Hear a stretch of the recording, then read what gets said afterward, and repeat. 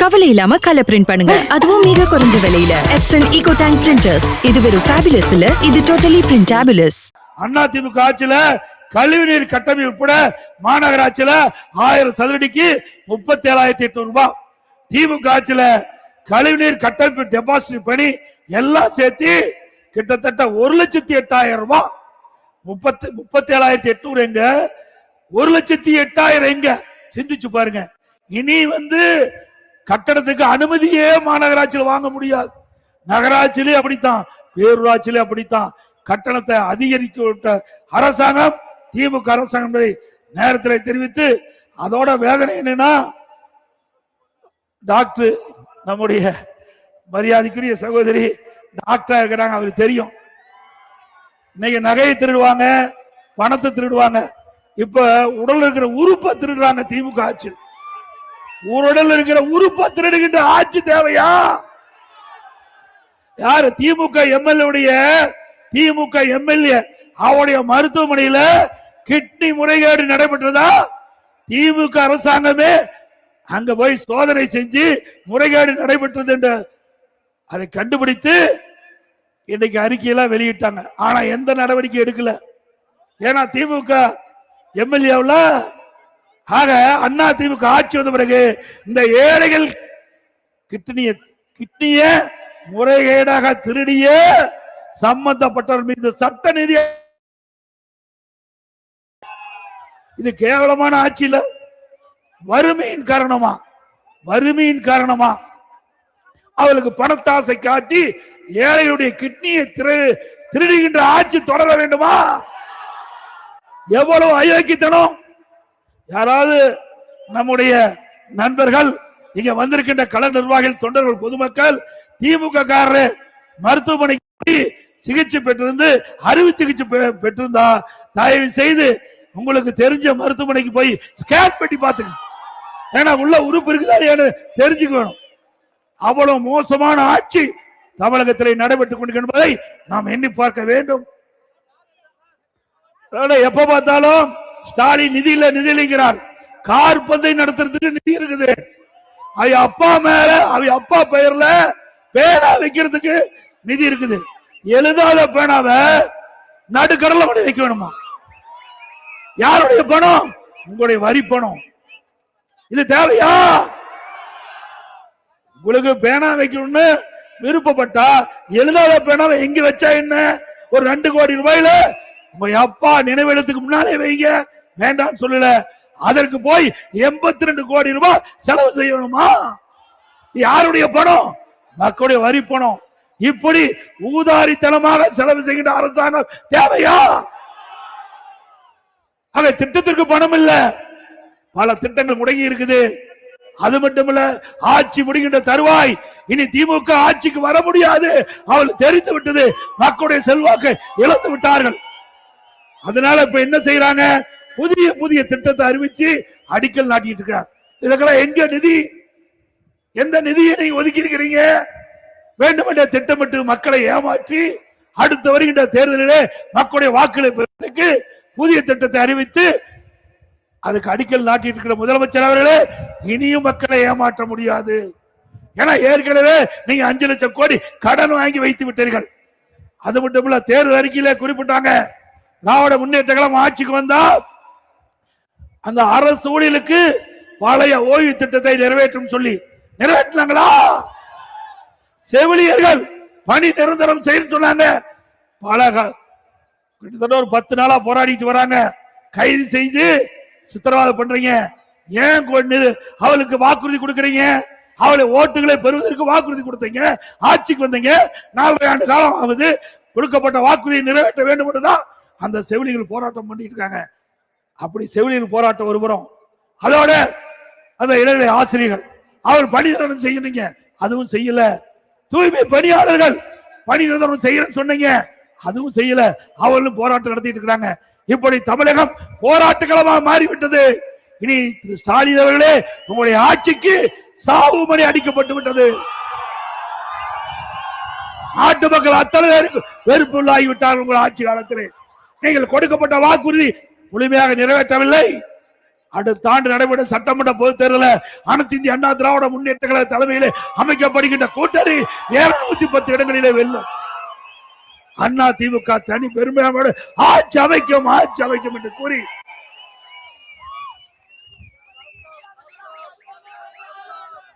அதோட இந்த எழுச்சி பயண நிகழ்ச்சி நடப்பதற்கு உறுதியாக இருந்த இந்த இடத்தை கொடுத்து உதவிய மரியாதைக்குரிய முன்னாள் மேயர் அண்ணன் சைதை துரைசாமி அவர்களுக்கு உங்கள் சார்பாக எனது சார்பாக நன்றியை தெரிவித்துக் கொள்கின்றேன்.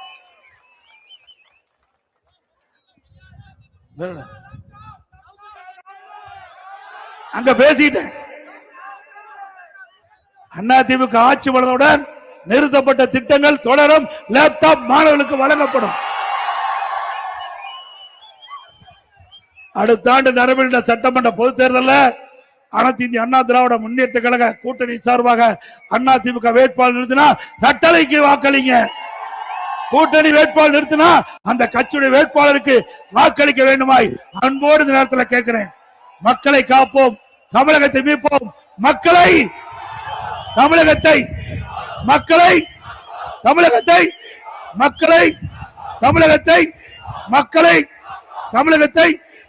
By by Stalin. நன்றி, வணக்கம். அனைவருக்கும் இனிய புத்தாண்டு நல்வாழ்த்துக்கள். அனைவருக்கும் இனிய கழக பொதுச் செயலாளர் அண்ணன் எடப்பாடி அவர்கள் பேச வருகிறார். தமிழகத்தை மீட்போம், மக்களை காப்போம். அண்ணன் எடப்பாடி அவர்கள் பேச வருகிறார். கழக பொதுச் செயலாளர் அண்ணன் எடப்பாடி அவர்கள் பேச வருகிறார்.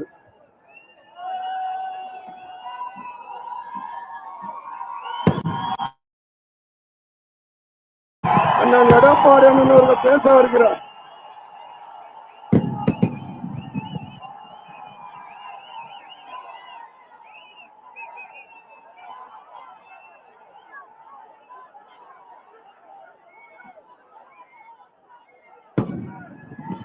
பொன்மனச்செம்மல் புரட்சி தலைவர் எம்ஜிஆர்,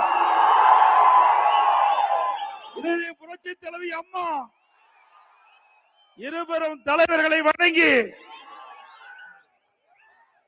இந்த எழுச்சி பயண நிகழ்ச்சியிலே கலந்து கொண்டு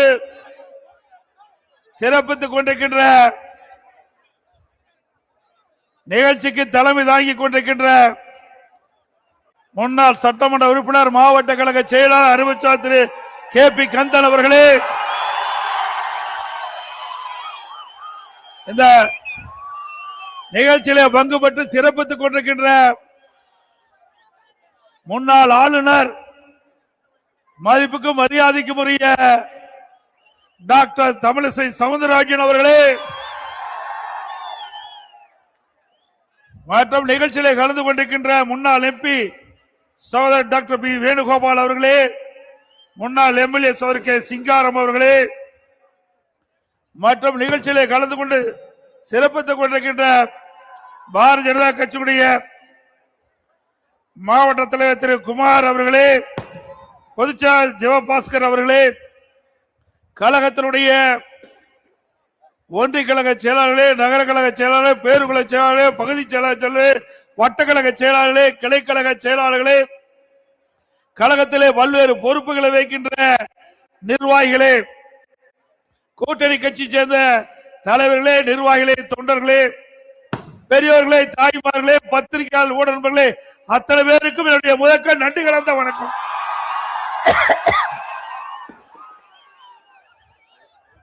இன்னைக்கு சோழிங்கநல்லூர் சட்டமன்ற தொகுதி அதிமுக கோட்டை. அந்த தொகுதி நுழைகின்ற பொழுது இந்த பகுதிக்கு வருவதற்கு சுமார் 1 மணி நேரம் மக்கள் வெள்ளத்தில் நீந்தி வந்தார். அந்த அளவுக்கு மக்கள் எழுச்சியோடு இன்றைக்கு ஆரவாரத்தோடு உங்களை சந்திக்கின்றேன். அடுத்த ஆண்டு நடைபெறுகின்ற சட்டமன்ற பொதுத் தேர்தலில் இந்த தொகுதி வெற்றி பெறுவதற்கு உங்களுடைய ஆரவாரமே சாட்சி. இன்னைக்கு பல பேர் பேசிக் கொண்டிருக்கின்றார்கள். குறிப்பா திரு ஸ்டாலின் அவர் பேசுகிறார், திராவிட முன்னேற்ற கழகம் 200 இடங்களிலே வெற்றி பெறும் என்று இந்த கூட்டத்தின் வாயிலாக நான் தெரிவித்துக் கொள்கின்றேன். அண்ணா திமுக தலைமையிலே அமைக்கப்படுகின்ற கூட்டணி 210 இடங்களிலே வெல்லும். கடந்த 4.25 ஆண்டு காலத்தில் திராவிட முன்னேற்ற கழகம் மக்களிடத்தில் மிகுந்த வெறுப்பை தேடி உள்ளது. மிகுந்த வெறுப்புக்கு ஆளாகி இருக்கிறது இந்த அரசாங்கம். எங்க பார்த்தாலும் லஞ்சம், சட்ட ஒழுங்கு அடியோடு சீர்குலைவு, எங்க பார்த்தாலும் கொலை, கொள்ளை, திருட்டு, வழிப்பறிவு, பாலியல் சீண்டல். பெண்கள் நிம்மதியாக வாழ முடியல, பெண்கள் தனியாக செல்ல முடியல, சிறுமிகளுக்கு பாதுகாப்பு இல்ல, பாட்டி அம்மாவுக்கு பாதுகாப்பு இல்ல. இப்படிப்பட்ட ஒரு அலங்கோல ஆட்சி தமிழகத்திலே அகற்றப்பட வேண்டும். இன்றைய தினம் சட்ட ஒழுங்கு டிஜிபி அதை கூட முறையாக நியமிக்க முடியாத திராணற்ற அரசு ஸ்டாலின் அரசு. சிந்திச்சு பாருங்க. இன்றைக்கு உயர்நீதிமன்றம், உச்ச நீதிமன்றம் கருத்துக்கள் தெரிவிக்கப்பட்டு விட்டது. விரைவாக சட்ட ஒழுங்கு டிஜிபி நியமிக்கப்பட வேண்டும் என்று தெரிவிக்கப்பட்டது. இதுல யுபிஎஸ்சி இன்றைக்கு அதன் மூலமாக தேர்வு செய்யப்பட வேண்டும். இன்றைக்கு இந்த அரசாங்கம் யுபிஎஸ்சி அங்கிருந்து 3 பேர் கொண்ட பட்டியல மாநில அரசுக்கு அனுப்பப்பட்டு விட்டது. இது மாநில அரசு பரிந்துரை செய்யப்பட்ட அதிகாரிகள் தான் அவர்கள். இவர்கள் பரிந்துரை செய்யப்பட்ட இந்த அதிகாரிகளை யுபிஎஸ்சி அதில் 3 பேர் தேர்வு செஞ்சு மாநில அரசுக்கு அனுப்பிச்சிருக்குது. இதுவரைக்கும் டிஜிபி நியமிக்க முடியல. அதுக்கு காரணம் இவர்களுக்கு ஜால்ரா போடுற டிஜிபி கிடைக்கல. ஜால்ரா போடுற டிஜிபி கிடைக்கல. ஒரு நல்ல டிஜிபி, திறமையான டிஜிபி வந்தா தான் சட்ட ஒழுங்கு பாதுகாக்க முடியும். சட்ட ஒழுங்கு பாதுகாக்கக்கூடிய டிஜிபிய இந்த அரசு இதுவரை நியமிக்கப்படல. பொறுப்பு டிஜிபி ஒருத்தர் போட்டாரு, அவருக்கு நிரூபித்த பொறுப்பில்லாத முதலமைச்சர் திரு ஸ்டாலின். இந்தியாவில் எந்த மாநிலத்திலும் இப்படிப்பட்ட ஒரு அலங்கோல ஆட்சி பார்க்க முடியல. ஆக சட்ட ஒழுங்கு டிஜிபி முறையாக நிரந்தர டிஜிபி நியமிக்கப்பட்டால் தான் மக்களுக்கு முழு பாதுகாப்பு கிடைக்கும். ஆனா இந்த அரசாங்கம் அதை பற்றி கவலைப்படல. இவர்களுக்கு வேண்டியப்பட்டவர்கள் டிஜிபி ஆக வேண்டும், அந்த எண்ணத்தோடு செயல்படுவதுதான் கண்டிக்கத்தக்கது. மக்களை பற்றி கவலைப்படாத அரசாங்கம் ஸ்டாலின் அரசாங்கத்தை நாம் எண்ணி பார்க்க வேண்டும். இன்றைக்கு சமூகத்துறை அமைச்சர் தூத்துக்குடியில் ஒரு கருத்து சொல்றாங்க. 6999 போக்சோ வழக்கு பதிவு செய்யப்பட்டது. அந்த போக்சோ வழக்கு சிறுமிகள் பாலியல் சீண்டலுக்கு ஆளாக்கப்பட்ட வழக்கு. அதற்காக 104 கோடி நிவாரணம் வழங்கப்பட்டதாக பெருமையாக பேசிக் கொள்கிறார். வெக்கமா இல்ல? நல்லா சிந்திச்சு பாருங்க. இன்றைக்கு 6999 சிறுமிகள் பாதிக்கப்பட்டிருக்காங்கன்னா இந்த ஆட்சி எப்படிப்பட்ட ஆட்சி என்பதை நாம எண்ணி பார்க்க வேண்டும். சிறுமிகளுக்கு பாதுகாப்பு இல்லாத ஆட்சி, வெக்கமில்லாத இதை வேற பெருமையா பேசுற ஆட்சி தான் ஸ்டாலின் மாடல் ஆட்சியை நாம் எண்ணி பார்க்க வேண்டும். அதோட இன்றைக்கு இந்த ஆட்சி பொறுப்பேற்ற பிறகு எல்லா ஊழல், டாஸ்மாக் ஊழல், தமிழகத்தில் சுமார் 6000 மதுபான டாஸ்மாக் கடை இருக்குது. 6000 டாஸ்மாக் கடையில ஒரு பாட்டில் 10 ரூபா அதிகமா கொடுத்து வாங்க வேணும். ஒரு நாளைக்கு 1.5 கோடி பாட்டில் விற்குது.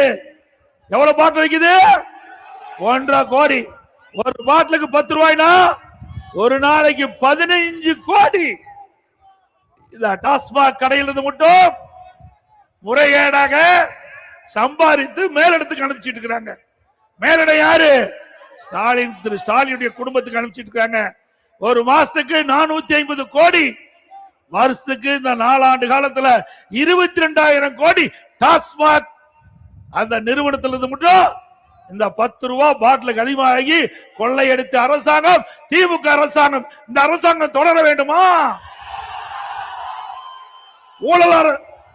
ஊழல் நடைபெறுகின்ற அரசாங்கத்தை அகற்றுவீர்களா?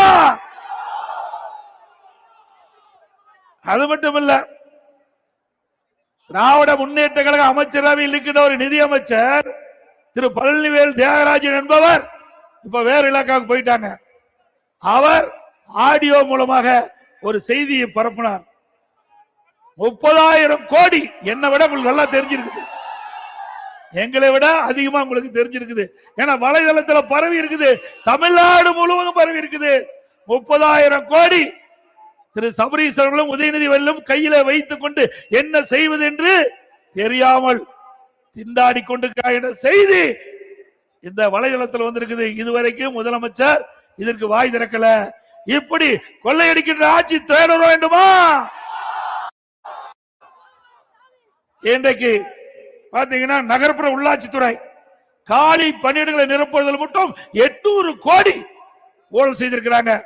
இன்றைக்கு இடி அதை கண்டுபிடித்து, அந்த கண்டுபிடித்த உடனே இந்த அரசாங்கத்தை, இந்த அமைச்சர் மீது எஃப்ஐஆர் போட வேண்டும் என்று 2 முறை ஆதாரத்தோடு அறிக்கை அனுப்பிச்சோம்.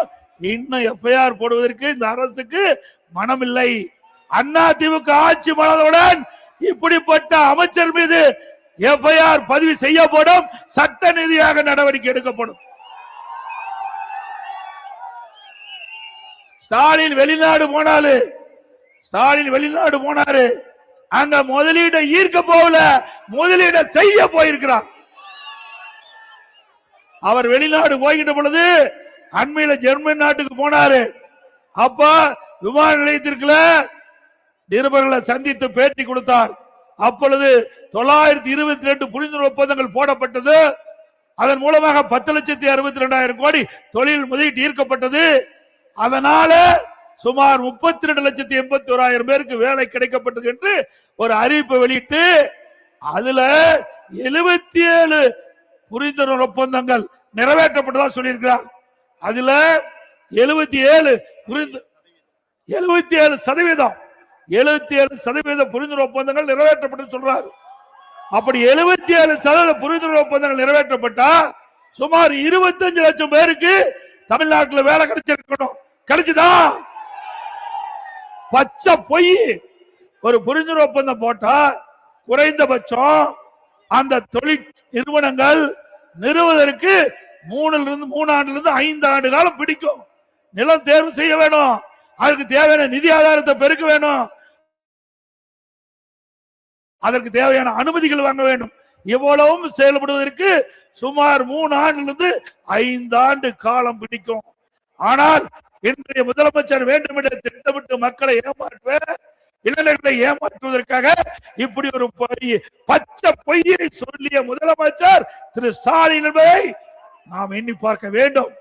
அதோட அதிமுக ஆட்சி 2015 மாண்புமிகு புரட்சி தலைவி அம்மா அவர்கள் தமிழகத்தினுடைய முதலமைச்சராக இருந்த காலகட்டத்தில் 2015 தொழில் முதலீட்டாளர் மாநாட்டை சென்னையில் நடத்தினாங்க.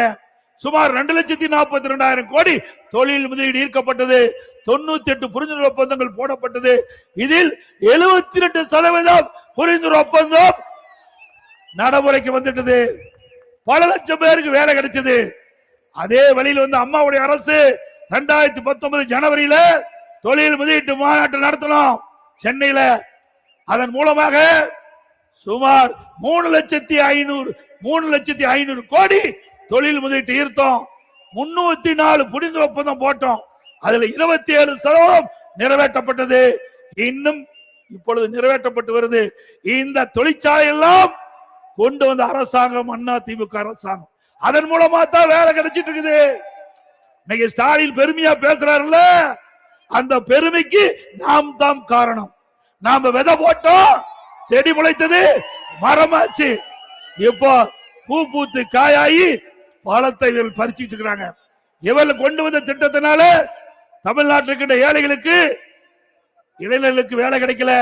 அனைத்து இந்திய அண்ணா திராவிட முன்னேற்ற கழக ஆட்சியில தொழில் முதலீட்டை ஈர்த்து, அந்த தொழில் முதலீட்டை ஈர்த்த காரணத்தினால தமிழகத்தில் பல தொழிற்சாலைகள் வந்த விளைவில் பல லட்சம் பேருக்கு வேலை கிடைச்சிருக்குது. தமிழ்நாடு பொருளாதாரத்தில் உயர்ந்த நிலைக்கு வந்திருக்குது.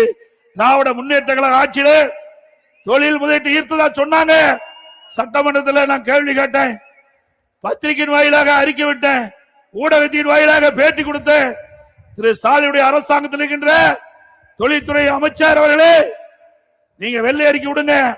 திராவிட முன்னேற்ற கழக ஆட்சியில எவ்வளவு புரிந்துணர்வு ஒப்பந்தம் போட்டீங்க, எவ்வளவு தொழில் முதலீட்டு ஈர்த்தீங்க, எத்தனை தொழில் தமிழகத்தில் வந்து இப்பொழுது தொடங்கப்பட்டிருக்கின்றது, எத்தனை தொழில் நிறைவு பெற்று வேலைவாய்ப்பு எவ்வளவு பேர் கிடைச்சு சொன்னா வெள்ள பேப்பரை காட்டுறார், வெள்ள பேப்பரை காட்டுறார்.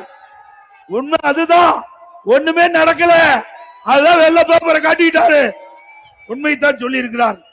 ஆக ஒரு பிரதான எதிர்கட்சி மக்களுடைய கேட்கிறார்கள், மக்களுடைய பிரச்சனை மக்கள் கேட்கின்றார்கள். மக்கள் கேட்கின்ற அந்த கேள்வியின் அடிப்படையில் தான் பிரதான எதிர்க்கட்சி என்ற முறையில் நாங்கள், இளைஞர்கள் கேட்கின்றார்கள், பொதுமக்கள் கேட்கின்றார்கள், தமிழகத்தில் எவ்வளவு தொழில் வந்தது, எவ்வளவு முதலில் ஈர்க்கப்பட்டீங்க, அதனுடைய நிலை என்ன, எவ்வளவு பேருக்கு வேலை கிடைத்தது, அதை சொல்ல வேண்டிய கடமை ஆளுங்கட்சி. ஆனால் அவர்கள் பொய்ய சொல்லி சொல்லி மக்களை ஏமாற்றி, இளைஞர்களை ஏமாற்றி வாக்குகள் பெறுவதுதான் குறிக்கோளாக இருந்து கொண்டிருக்கிறார் என்பதை நேரத்தில் சுட்டிக்காட்ட விளைகிறேன். அதோட எப்ப பார்த்தாலும் முதலமைச்சர் ஸ்டாலின் பேசுறார், இந்தியாவிலேயே முதன்மை முதலமைச்சர் ஸ்டாலினா. ஆமா, உண்மையை சொல்லி இருக்கிறார். எதுல? கடன் வாங்குவதிலே முதன்மையான முதலமைச்சர், கடன் வாங்குவதிலே முதன்மையான முதலமைச்சர். இந்தியாவில் பல மாநிலம் இருக்குது, இந்தியாவில் பல மாநிலம் இருக்குது, எந்த மாநிலத்திலும் இவ்வளவு கடன் வாங்கல. தமிழ்நாட்டில் தான் அதிக கடன் வாங்குறதுல முதல் மாநிலம் இந்தியாவிலேயே தமிழ்நாடு தான். இந்தியாவிலேயே கடன் வாங்குதல முதல் மாநிலம் தமிழ்நாடு. அந்த சாதனை தான் முதலமைச்சர் செஞ்சிருக்கிறார், வேற எந்த சாதனையும் இல்லை. எல்லாத்தையும் கடன்காரன் ஆக்கிவிட்டார். தமிழ்நாட்டுக்கு மக்கள் அனைவரையும் கடனாளி ஆக்கிதான் இந்த ஆட்சியினுடைய பெருமை, வேற ஒண்ணும் நடக்கல. இன்றைக்கு பாரத பிரதமர் நரேந்திர மோடி அவர்கள் பல்வேறு திட்டங்களை கொண்டு வந்திருக்கிறாங்க. மேக் இன் இந்தியா, இன்றைக்கு இந்திய நாடு வளர்ச்சி பெற்று பொருளாதாரத்திலே மேம்பாடு அடைய தமிழகம் இல்ல, இந்தியா முழுவதும் மேக் இன் இந்தியா மூலமாக புதிய நிறுவனங்களை உருவாக்கி வேலைவாய்ப்பு உருவாக்குவதற்காக திட்டத்தை வகுத்து கொடுத்திருக்கிறாங்க. அது மட்டுமல்ல, இன்றைக்கு மெட்ரோ ரயில் திட்டம் கட்ட 2,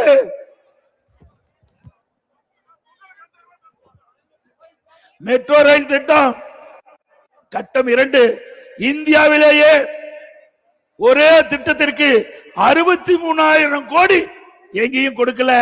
மத்திய அரசு அனுமதி கொடுத்து தமிழ்நாட்டில் சென்னை மாநகரம் முழுவதும் தடையில்லாம மக்கள் போக்குவரத்து ஏற்படுத்துவதற்கு மெட்ரோ 63,000 கோடி அண்ணா திமுக ஆட்சி காலத்தில் மத்திய அரசு அனுமதி பெற்று நடைமுறைக்கு கொண்டாந்தோம். இந்த சோழிங்கநகர் தொகுதியிலேயோ இந்த மெட்ரோ ரயில் திட்டம் வருது. இந்த திட்டம் வருகின்ற பொழுது இந்த பகுதி மிகப்பெரிய வளர்ச்சி பெறும். நான் முதலமைச்சர் இருந்த பொழுது, அம்மாவுடைய அரசு இருக்கின்ற பொழுது மத்திய உள்துறை அமைச்சர் மரியாதைக்குரிய அமித்ஷா அவர்களை அழைத்து வந்து கலைவாணர் அருகிலே இந்த மெட்ரோ ரயில் திட்டம் கட்டம் 2க்கு அடிக்கல் நாட்டப்பட்டது அண்ணா திமுக ஆட்சியிலே. மிகப்பெரிய திட்டங்க. இந்தியாவிலேயே ஒரு திட்டத்திற்கு 63 கோடி எந்த மாநிலத்திற்கு கொடுக்கல, தமிழ்நாட்டுக்கு தான் கிடைக்கப்பட்டது. அப்படி அண்ணா திமுக ஆட்சியில சாதனை படைத்தோம். அது மட்டுமல்ல, அண்ணா திமுக ஆட்சியில ஒரே ஆண்டில் 12 அரசு மருத்துவக் கல்லூரி மருத்துவமனை கொண்டாந்தோம்.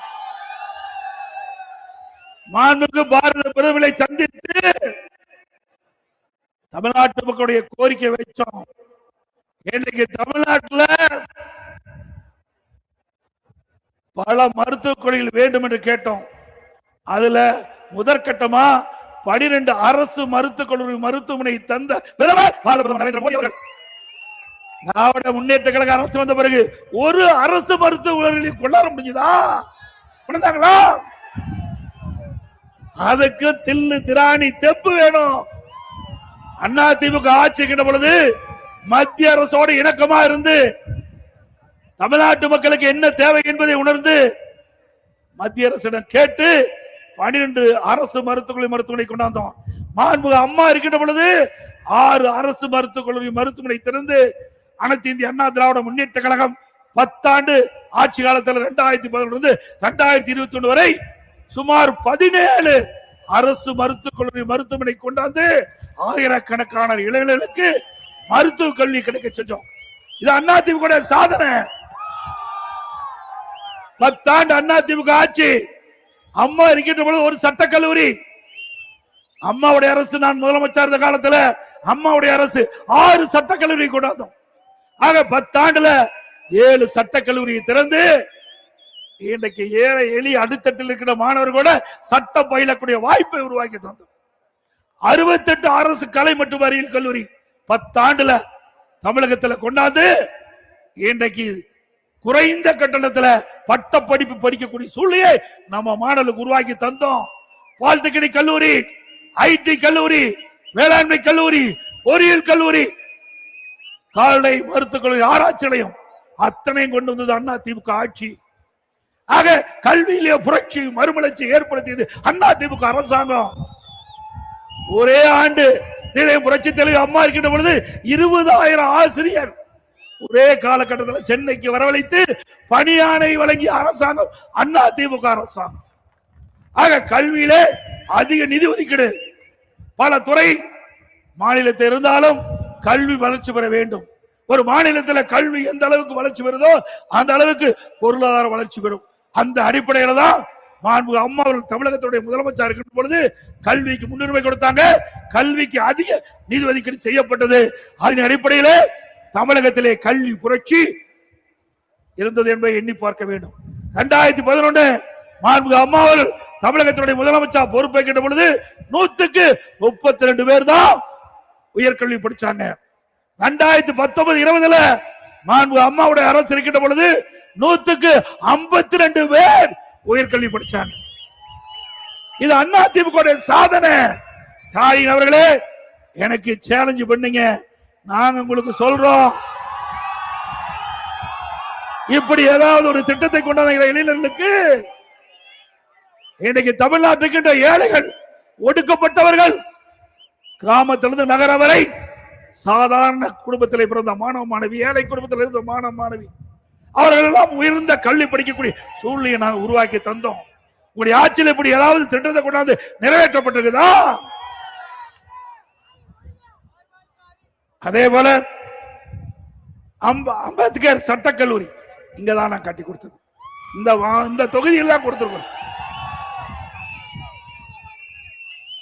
இன்னைக்கு அது மட்டும் இல்ல, இன்னைக்கு படித்த இளைஞர்களுக்கு வேலைவாய்ப்பு உருவாக்கி தந்தோம். தொழிற்சாலை நிறுவி படித்த இளைஞர்களுக்கு பட்ட படிப்பு படிக்கக்கூடிய சூழ்நிலையை உருவாக்கி தந்த அதிமுக அரசு. அது மட்டும் இல்ல, சாதாரண மக்களுக்கு கூட நல்ல சிகிச்சை அளிக்க வேண்டும் என்பதற்காக அம்மா மினி கிளினிக் கொண்டாந்தோம். 2000 அம்மா மினி கிளினிக், 2000 அம்மா மினி கிளினிக். அதையும் மூடு விழா செய்துட்டீங்க. மீண்டும் அதிமுக ஆட்சிக்கு வந்த பிறகு 4000 அம்மா மினி கிளினிக் திறக்கப்படும். 4000 அம்மா மினி. அந்த பகுதியெல்லாம் அதிமுக ஆட்சி மலர்ந்தவுடன் அந்த ஏழை மக்களுக்கு அந்த பகுதியிலேயே சிகிச்சை அளிக்கக்கூடிய வகையிலே அம்மா மினி கிளினிக் திறக்கப்படும். அதோட இன்றைக்கு நம்முடைய மகளிர் குறித்த நேரத்தில் பணிக்கு செல்வதற்கு, பணி முடிந்து வீட்டுக்கு திரும்புவதற்கும் அம்மா இருசக்கர வாகனம் அதிமுக ஆட்சியில 3 லட்சம் பேருக்கு கொடுக்கப்படும். அந்த திட்டத்தை துவக்குவதற்காக பாரத பிரதமர் அவர்களே நேரடியாக தமிழகத்துக்கு வந்து கலைவாணர் அருகிலே இந்த அம்மா இருசக்கர வாகன துவக்க விழாவிலே கலந்து கொண்டு துவக்கி வைத்தார். இந்த ஆட்சியில் அதை கைவிட்டு விட்டாங்க. மீண்டும் அதிமுக ஆட்சி மலர்ந்தவுடன் 5 லட்சம் மகளிருக்கு அம்மா இருசக்கர வாகனம் கொடுக்கப்படும். ஒவ்வொரு அம்மா இருசக்கர வாகனத்திற்கும் 25,000 ரூபாய் மானியம் வழங்கப்படும். அதே ஓட்டுநர், அதே வேற ஆட்டோ ஓட்டுநர், சாதாரண ஏழை, அவர்கள் ஆட்டோ வாங்க சிரமப்படுகிறார்கள். அவருடைய கோரிக்கையை ஏற்று அதிமுக ஆட்சி மலர்ந்தவுடன் அந்த ஆட்டோ ஓட்டுநர்கள் சங்கத்தில் பதிவு செய்யப்பட்ட ஓட்டுநர்கள் புதிய ஆட்டோ வாங்குவதற்கு ஒவ்வொரு ஆட்டம் 75,000 ரூபாய் மானியம் வழங்கப்படும். இன்றைக்கு தாலிக்கு தங்க நிறுத்தப்பட்டு விட்டது. திருமண உதவி திட்டம் நிறுத்தப்பட்டு விட்டது. அண்ணா திமுக ஆட்சி வளர்ந்தால் தாலிக்கு தங்க திட்டம் தொடரும், திருமண உதவி திட்டம் தொடரும். இந்த திருமண உதவி திட்டத்திலே இடம்பெறுகின்ற மணமகளுக்கு பட்டு புடவை வழங்கப்படும், மணமகனுக்கு பட்டு சேலை வழங்கப்படும். அதோட ஒவ்வொரு தீபாவளி என்றும் நம்முடைய சகோதரிகளுக்கும் தாய்மார்களுக்கும் அருமையான சேலை வழங்கப்படும். கிராமத்திலிருந்து நகர வரை ஏழைகள், வீடு இல்லாமல் இருக்கின்ற ஏழைகளுக்கு அற்புதமான வீடு கட்டி தரப்படும். குறிப்பா நம்முடைய பெண்கள் சகோதரிகள் பணியிலே பணிபுரிந்து கொண்டிருக்கிறார்கள். அவள் தங்குவதற்கு அண்ணா திமுக ஆட்சி இருக்கின்ற பொழுது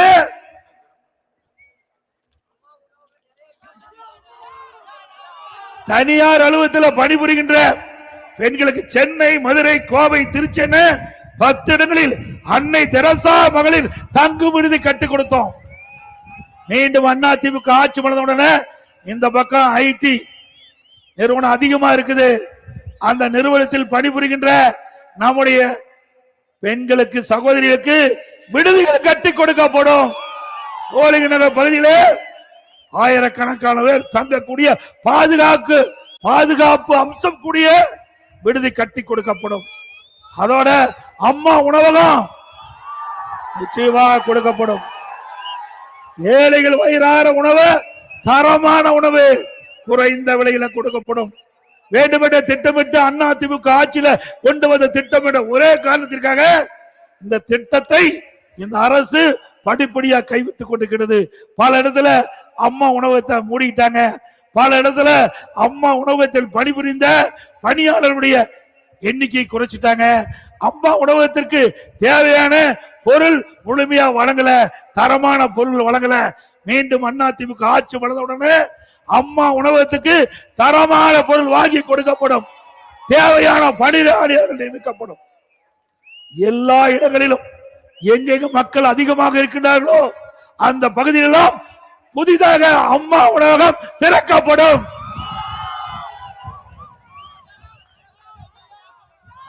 இன்றைக்கு இந்த ஆட்சியில பாத்தீங்கன்னா விளம்பர மாடல் ஆட்சி, போட்டோ ஷூட், தினம் ஒரு பேரை வைப்பாரு, தினம் ஒரு அறிவிப்பு, அதோட முடிஞ்சு.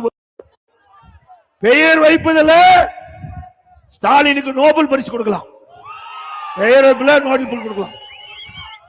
இன்னைக்கு ஒரு திட்டத்தை அறிவிப்பாரு, ஒரு குழுவை போட்டுருவார். ஒரு திட்டத்தை அறிவிச்ச உடனே ஒரு குழுவை போட்டுருவார். ஏன்னா ஐஏஎஸ் அதிகாரி மீது அவருக்கு நம்பிக்கை இல்லை. இந்த குழு போட்டு ஒரு தலைவர் போட்டு ஒரு ஐஏஎஸ் அதிகாரி போய் அவருக்கு கீழே பணிபுரியுமா? எந்த ஐஏஎஸ் அதிகாரி போய் பணிபுரிவாங்க? அவர் 20 ஆண்டு காலம் பணிபுரிஞ்சு செயலாளர் பதவியில் இருக்கிறாங்க.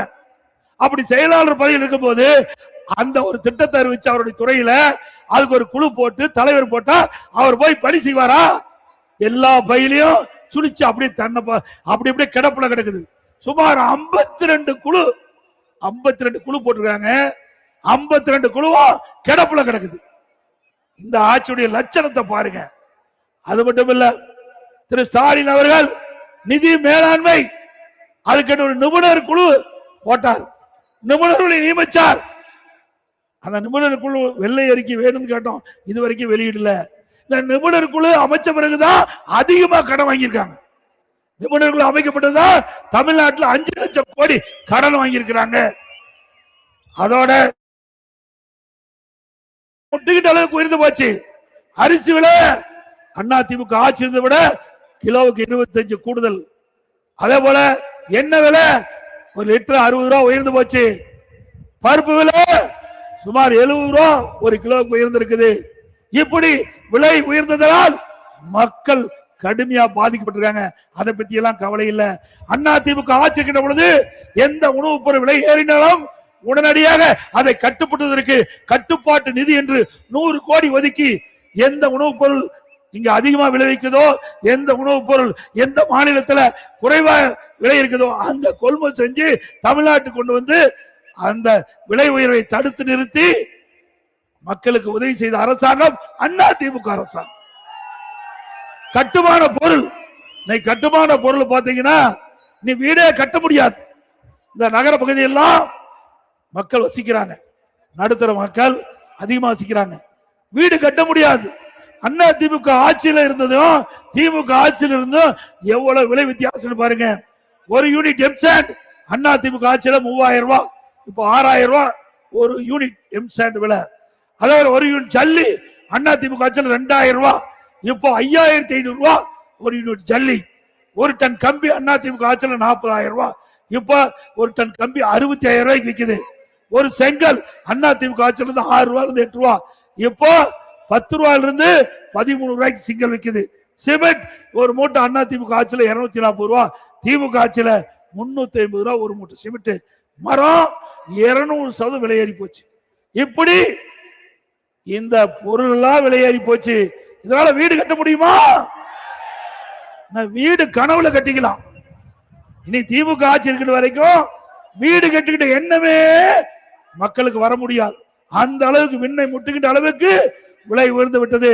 திராவிட முன்னேற்ற கழக தேர்தல் அறிக்கையில் குறிப்பிட்டாங்க, இந்த இதை அத்தியாவசிய பட்டியலில் சேர்க்கப்பட்டு விலை உயரிட்ட பொழுது கட்டுப்படுத்தப்படும் என்று தேர்தல் அறிக்கையில் குறிப்பிட்டீங்க. நான் சட்டமன்றத்தில் கேட்டேன், இப்படி இந்த கட்டுமான பொருட்கள் விலை தாறுமாறா ஏறி போச்சு, அதை நீங்கள் குறிப்பிட்டவாறு இந்த அத்தியாவசிய பட்டியலில் சேர்க்கப்பட்டு நடவடிக்கை எடுத்து இந்த விலையை குறைங்கன்னா எந்த பதிலும் இல்லை. ஏன்னா எல்லாம் லஞ்சம் வாங்கிட்டு இருக்காங்க. கொஞ்சம் லஞ்சம் இல்லைங்க, கொள்ளையடிச்சிட்டு இருக்கிறாங்க. இன்றைக்கு ஜல்லி கிரசர் வைத்திருக்கிறவர்கள் ஒரு ஏக்கருக்கு 3 லட்சம், அதே போல கிரசருக்கு 10 லட்சம், ஸ்டாக் யார்டு இருந்தா 5 லட்சம், அப்படி ஒரு கிரசர் வச்சிருக்க 20 லட்சம் ரூபாய் லஞ்சம் கொடுத்தா தான் அந்த கிரசருக்கு பர்மிட் கொடுக்கறாங்க, இல்லைன்னா பர்மிட் கொடுக்கல. கோயம்புத்தூர்ல 4.5 கோடி வாங்கியாச்சு, 4.5 கோடி ஜல்லி கிரசர்கிட்ட அந்த உரிமையாளருக்கு வசூல் பண்ணியாச்சு. திருச்சியில் இருக்கிற ஜல்லி கிரசர் ஓடல, பர்மிட் கொடுக்கல, இவர் கேட்ட லஞ்சம் கொடுக்காதனால. ஆகவே இந்த அரசுக்கு எச்சரிக்கின்றோம். அதில் கூர்ந்து திரு ஸ்டாலின் அவர்களே, நீங்கள் செய்கின்றது மிகப்பெரிய தப்பு. ஊழல் மீது ஊழல் செஞ்சு மக்களை வாட்டி வைத்துக் கொண்டிருக்கிறீர்கள். மேலும் இந்த லஞ்சம் தொடர்ந்தால் யாரெல்லாம் இந்த ஜல்லி கிரசர் உரிமையாளர்கள் மிரட்டி வசூல் செய்கின்றனர்களோ அவர்கள் மீதெல்லாம் சட்ட ரீதியாக நடவடிக்கை எடுக்கப்படும்.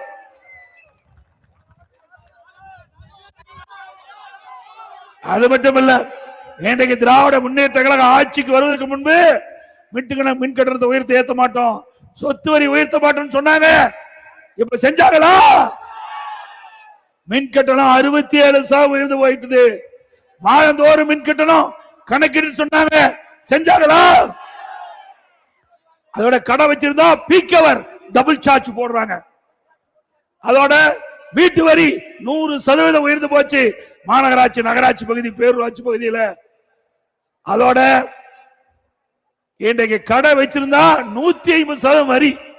இப்படி வரி போட்டு மக்களை வாட்டி வதைக்கின்ற அரசாங்கம் தொடர வேண்டுமா? குடிநீர் வரி, குப்பைக்கு வரி போட்ட ஒரே அரசாங்கம் திமுக அரசாங்கம். அது மட்டுமல்ல, சென்னை மாநகராட்சியில அந்த டாய்லெட் அதுல பல கோடி ரூபாய் ஊழல் செஞ்சிருக்கிறாங்க. அண்ணா திமுக ஆட்சிக்கு வந்த உடனே அதையெல்லாம் விசாரித்து இதில் யாரெல்லாம் சம்பந்தப்பட்டார்களோ அவர்கள் மீதெல்லாம் உரிய நடவடிக்கை எடுக்கப்படும். அதோட இன்றைக்கு பத்திரப்பதிவு கட்டணம் உயர்த்தியாச்சு, பத்திரப்பதிவே செய்ய முடியாது. இதெல்லாம் மாநகராட்சி பகுதிக்கு உட்பட்ட பகுதி. நிறைய பேர் வீட்டு நிலம், மனை நிலம் வாங்குறீங்க. அந்த மனை நிலையம் வாங்கிட்ட பொழுது பத்திரப்பதிவுக்கு போனா அதுக்கு பர்சன்டேஜ் போட்டு வசூல் செய்கிற ஒரே அரசாங்கம் திமுக அரசாங்கம். அது கேட்க வேண்டியதே இல்லை, அது பகல் கொள்ள. அதோட இன்றைக்கு நீங்க வீடு கட்டணும், கடை கட்டணும்னா, எழுது மல்டி ஸ்டோர் பில்டிங் கட்டணும்னா கட்டமைப்பு உட்பட மாநகராட்சியில 1000 சதுரடிக்கு 37,800 ரூபாய். திமுக ஆட்சியில கழிவுநீர் கட்டமைப்பு டெபாசிட் பணி எல்லாம் சேர்த்து கிட்டத்தட்ட 1,08,000 ரூபாய். 37,800 எங்க, 1,08,000 எங்க? சிந்திச்சு பாருங்க. இனி கட்டடத்துக்கு அனுமதியே மாநகராட்சியில் வாங்க முடியாது. நகராட்சியிலே அப்படித்தான் பேரூராட்சியிலே அப்படித்தான் கட்டணத்தை அதிகரிக்க விட்ட அரசாங்கம் திமுக அரசாங்கம் என்பதை நேரத்தில் தெரிவித்து, அதோட வேதனை என்னன்னா, டாக்டர் நம்முடைய மரியாதைக்குரிய சகோதரி டாக்டரா இருக்கிறாங்க, அவருக்கு தெரியும். இன்னைக்கு நகையை திருடுவாங்க, பணத்தை திருடுவாங்க, இப்ப உடல் இருக்கிற உறுப்பை திருடுறாங்க. திமுக ஆட்சி உடல் இருக்கிற உறுப்பை திருடுகின்ற ஆட்சி தேவையா? யாரு? திமுக எம்எல்ஏ அவருடைய மருத்துவமனையில கிட்னி முறைகேடு நடைபெற்றதா? திமுக அரசாங்கமே அங்க போய் சோதனை செஞ்சு முறைகேடு நடைபெற்றது என்று அதை கண்டுபிடித்து இன்னைக்கு அறிக்கையெல்லாம் வெளியிட்டாங்க. ஆனா எந்த நடவடிக்கை எடுக்கல. ஏன்னா திமுக எம்எல்ஏவில் ஆக அண்ணா திமுக ஆட்சி வந்த பிறகு இந்த ஏழைகள் கிட்னிய முறைகேடாக திருடிய சம்பந்தப்பட்டவர் மீது சட்ட ரீதியாக நடவடிக்கை எடுக்கப்படும். இது கேவலமான ஆட்சி இல்ல. வறுமையின் காரணமா அவளுக்கு பணத்தாசை காட்டி ஏழைகளுடைய கிட்னியை திருடுகின்ற ஆட்சி தொடர வேண்டுமா? எவ்வளவு அயோக்கியத்தனம்! யாராவது நம்முடைய நண்பர்கள், இங்க வந்திருக்கின்ற கள நிர்வாகிகள், தொண்டர்கள், பொதுமக்கள் திமுக காரர் மருத்துவமனைக்கு சிகிச்சை பெற்றிருந்து அறுவை சிகிச்சை பெற்றிருந்தா தயவு செய்து உங்களுக்கு தெரிஞ்ச மருத்துவமனைக்கு போய் ஸ்கேன் பண்ணி பார்த்துங்க. ஏன்னா உள்ள உறுப்பு இருக்குதா தெரிஞ்சுக்கணும். அவ்வளவு மோசமான ஆட்சி தமிழகத்தில் நடைபெற்றுக் கொண்டிருப்பதை நாம் எண்ணி பார்க்க வேண்டும். எப்ப பார்த்தாலும் ஸ்டாலின் நிதியில்லைங்கிறார். கார் பந்தை நடத்துறதுக்கு நிதி இருக்குது. அவ அப்பா மேல அவ அப்பா பெயர்ல பேனா வைக்கிறதுக்கு நிதி இருக்குது. எழுதாத பேனாவை நடுக்கடல கொண்டு வைக்க வேணுமா? யாருடைய பணம்? உங்களுடைய வரி பணம். இது தேவையா? உங்களுக்கு பேனா வைக்கணும்னு விருப்பப்பட்டா எழுதாத பேனாவை எங்க வச்சா என்ன? ஒரு 2 கோடி ரூபாயில உங்க அப்பா நினைவிடத்துக்கு முன்னாலே வைங்க, வேண்டாம் சொல்லல. அதற்கு போய் 82 கோடி ரூபாய் செலவு செய்யணுமா? யாருடைய பணம்? மக்களுடைய வரி பணம். இப்படி ஊதாரித்தனமாக செலவு செய்கின்ற அரசாங்கம் தேவையா? அவை திட்டத்திற்கு பணம் இல்ல, பல திட்டங்கள் முடங்கி இருக்குது. அது மட்டுமல்ல, ஆட்சி முடிகின்ற தருவாய் இனி திமுக ஆட்சிக்கு வர முடியாது. அவள் தெரிந்து விட்டது. மக்களுடைய செல்வாக்கை இழந்து விட்டார்கள். அதனால இப்ப என்ன செய்யறாங்க? புதிய திட்டத்தை அறிவிச்சு அடிக்கல் நாட்டிட்டு இருக்கார். இதுக்கெல்லாம் எங்க நிதி? எந்த நிதியை நீங்க ஒதுக்கி இருக்கிறீங்க? வேண்டுமென்ற திட்டமிட்டு மக்களை ஏமாற்றி அடுத்த வருகின்ற தேர்தலிலே மக்களுடைய வாக்குகளை பெறுவதற்கு புதிய திட்டத்தை அறிவித்து அதுக்கு அடிக்கல் நாட்டிட்டு இருக்கிற முதலமைச்சர் அவர்களே, இனியும் மக்களை ஏமாற்ற முடியாது. ஏன்னா ஏற்கனவே நீங்க 5 லட்சம் கோடி கடன் வாங்கி வைத்து விட்டீர்கள். அது மட்டுமல்ல, தேர்தல் அறிக்கையிலே குறிப்பிட்டாங்க, திராவிட முன்னேற்ற கழகம் ஆட்சிக்கு வந்தா அந்த அரசு ஊழியர்களுக்கு பழைய ஓய்வு திட்டத்தை நிறைவேற்றும் சொல்லி நிறைவேற்றினாங்களா? செவிலியர்கள் பணி நிரந்தரம் செய்ய சொன்னாங்க. கிட்டத்தட்ட ஒரு 10 நாளா போராடிட்டு வராங்க. கைது செய்து சித்திரவாதம் பண்றீங்க. ஏன் அவளுக்கு வாக்குறுதி கொடுக்கறீங்க? அவளை ஓட்டுகளை பெறுவதற்கு வாக்குறுதி கொடுத்தீங்க. ஆட்சிக்கு வந்தீங்க, 4 ஆண்டு காலம் ஆகுது. கொடுக்கப்பட்ட வாக்குறுதியை நிறைவேற்ற வேண்டும் என்றுதான் அந்த செவிலியர்கள் போராட்டம் பண்ணிட்டு இருக்காங்க. அப்படி செவிலியர்கள் போராட்டம் ஒருபுறம், அதோட அந்த இடைநிலை ஆசிரியர்கள் அவள் பணி நிரந்தரம் செய்யறீங்க, அதுவும் செய்யல. தூய்மை பணியாளர்கள் பணி நிரந்தரம் செய்யறேன்னு சொன்னீங்க, அதுவும் செய்யல. அவர்களும் போராட்டம் நடத்திட்டு இருக்காங்க. இப்படி தமிழகம் போராட்ட களமாக மாறிவிட்டது. இனி ஸ்டாலின் அவர்களே, உங்களுடைய ஆட்சிக்கு சாவு மணி அடிக்கப்பட்டு விட்டது. நாட்டு மக்கள் அத்தனை பேருக்கு வெறுப்புள்ளாகிவிட்டார்கள். உங்கள் ஆட்சி காலத்திலே நீங்கள் கொடுக்கப்பட்ட வாக்குறுதி முழுமையாக நிறைவேற்றவில்லை. அடுத்த ஆண்டு நடைபெறும் சட்டமன்ற பொதுத் தேர்தலில் அனைத்து இந்திய அண்ணா திராவிட முன்னேற்ற கழக தலைமையிலே அமைக்கப்படுகின்ற கூட்டணி 210 இடங்களிலே வெல்லும். அண்ணா திமுக தனி பெருமையோடு ஆட்சி அமைக்கும் என்று கூறி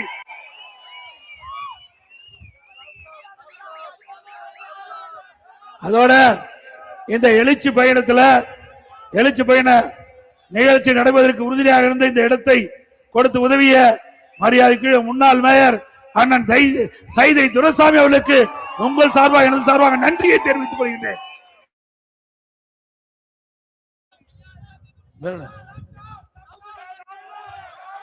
அங்க பேசிட்டேன். அதிமுக ஆட்சி வளர்ந்தவுடன் நிறுத்தப்பட்ட திட்டங்கள் தொடரும். லேப்டாப் மாணவர்களுக்கு வழங்கப்படும். அடுத்த ஆண்டு நடைபெறுகின்ற சட்டமன்ற பொதுத் தேர்தலில் அனைத்து இந்திய அண்ணா திராவிட முன்னேற்ற கழக கூட்டணி சார்பாக அதிமுக வேட்பாளர் நிறுத்தினா கட்டளைக்கு வாக்களிங்க. கூட்டணி வேட்பாளர் நிறுத்தினா அந்த கட்சியுடைய வேட்பாளருக்கு வாக்களிக்க வேண்டுமாய் அன்போடு இந்த நேரத்தில் கேட்கிறேன். மக்களை காப்போம், தமிழகத்தை மீட்போம். மக்களை தமிழகத்தை மக்களை தமிழகத்தை மக்களை தமிழகத்தை மக்களை தமிழகத்தை பை பை ஸ்டாலின். நன்றி, வணக்கம். அனைவருக்கும் இனிய புத்தாண்டு நல்வாழ்த்துக்கள். அனைவருக்கும் இனிய தைப்பொங்கல் நல்வாழ்த்துக்கள்.